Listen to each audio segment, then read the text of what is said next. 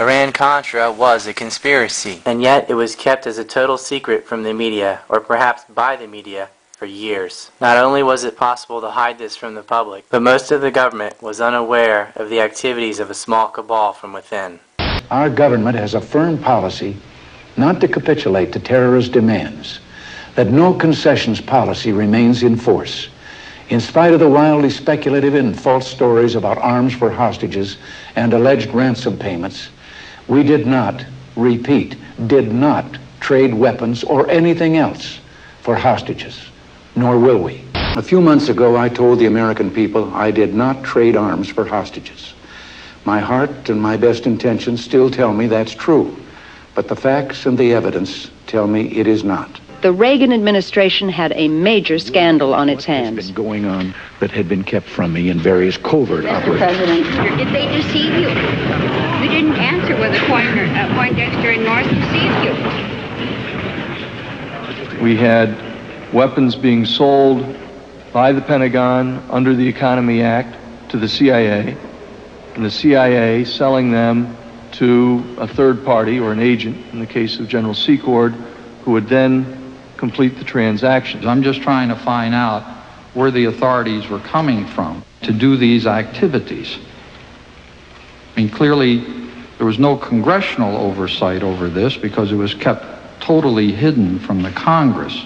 From whom would you have to get the green light in order to make the request, or the direction, I take it, to Secord to move ahead? Well, as I have testified, Senator, I talked to Director Casey, I talked to Mr. McFarland, I talked to Admiral Poindexter. John Poindexter was convicted of conspiracy. Here we have a massive geopolitical covert operation done by a faction within the American government concentrated in the office of the Vice President and the Department of Defense, working jointly with a faction in Israel to illegally sell arms and drugs in order to procure profits to pay off the Contras to fight the Sandinistas. And the entire time that the Americans and the Israelis are working together to do this, the Israelis were spying on the United States and stealing nuclear secrets. It wasn't until after Iran-Contra was busted that Jonathan Pollard was also ousted as a spy for Israel and thrown in jail. The 56 hostages taken captive at the U.S. Embassy in Iran in 1979 became a major issue in Jimmy Carter's campaign for re-election to a second term as president. His repeated efforts to gain their release failed, and Ronald Reagan was elected by a wide margin. There were 2 meetings that we know of for certain to date that happened, one in Washington, D.C., and one in Paris, France, before the 1980 election in October of 1980. They met with an emissary of the Khomeini regime who offered a deal that they thought Reagan and Bush could not refuse, and that was, we will delay the release of the 52 hostages if you will promise us all the arms that we could possibly want in the war against Iraq once you become president of the United States. The man who was president of Iran during the hostage crisis was Abul Hassan Bani Sadr. He was later ousted in a coup and is now living in exile in Paris. Bani Sadr supports the charges that a deal was made with the Reagan-Bush campaign to delay the hostages' release. In a recent interview, he confirms that the Paris meeting took place and states that George Bush was specifically identified as being at the meeting by Iranian intelligence reports. Also identified were Monikar Ghorbanifar and Albert Hakim, who later emerged as key middlemen in the Iran-Contra scandal. As evidence of this agreement, Bani Sadr has made documents available showing written orders for shipment of American parts and weapons to Iran through an Israeli-owned company. Yet questions remain about Vice President Bush's role in the Iran arms sale. He insists he was out of the loop, uninformed about the events and the risks of the Iran initiative. But the record shows Mr. Bush attended more than 15 meetings in the Oval Office at which the arms sales were discussed. But he says he cannot recall hearing any strong objections. In his most recent account, Mr. Bush writes, "Had there been any strenuous objection, I am sure I would have remembered it." The record shows Bush was there when Secretary of State Schultz argued against the arms sales, quote, as forcefully as I could. I was intense. The vice president now says he would have objected to the plan if only he had known the real terms. But I wish with clairvoyant hindsight that I had known that we were trading arms for hostages as the report concluded, and then I would have weighed in very heavily with the president to that effect. But the record shows he did know. Mr. Bush was told it was an arms for hostages swap by this man, Amiron Nir, the Israeli who coordinated the trade. At a briefing arranged by Oliver North, Nir told Bush directly the deal was an effort to get the hostages out, the whole package for a fixed price. They fear that if they give us all the hostages, they won't get anything from us. Mr. Vice President, you set the rules for this talk here. I didn't mean to step on your line there, but you insisted that this be live, and you know that we have a limited amount of time. That's why I want to get my share in here on something other than what you want to talk about. The President has spoken for himself. I'm asking you to speak for yourself, which you have not been willing to do in the past. And if I may suggest that this is what leads people to say, quote, either George Bush was irrelevant or he was ineffective. He said himself he was out of the loop. Now, let me give you an example. You said ask a question. May I explain out of the loop? No operational role. Go ahead.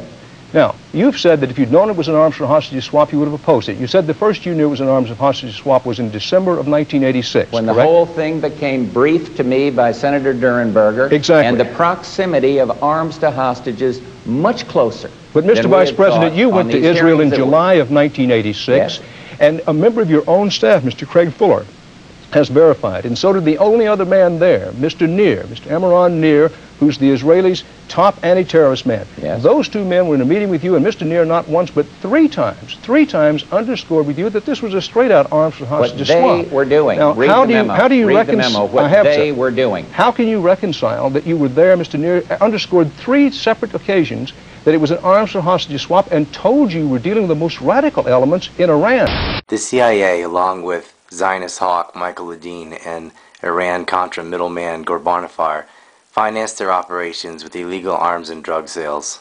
Opium from Laos during the Vietnam Wars in the Golden Triangle, cocaine from Central and South America, and presently opium in the Golden Crescent from Afghanistan. The use of U.S. government money for supporting the overthrow of the Nicaraguan government was specifically prohibited when Congress enacted the Boland Amendment in 1984.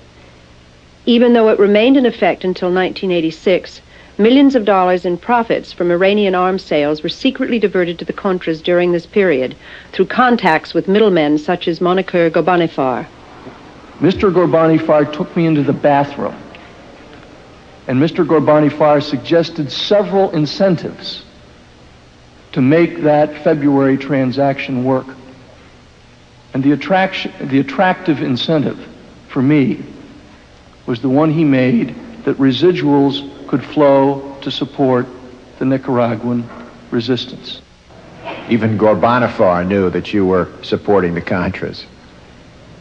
Yes, he did. Izvestia knew it. The name had been in the papers in Moscow. It had been all over Danny Ortega's newscast. Radio Havana was broadcasting it. It was in every newspaper in the land. All our enemies knew it, and you wanted to conceal it from the United States Congress.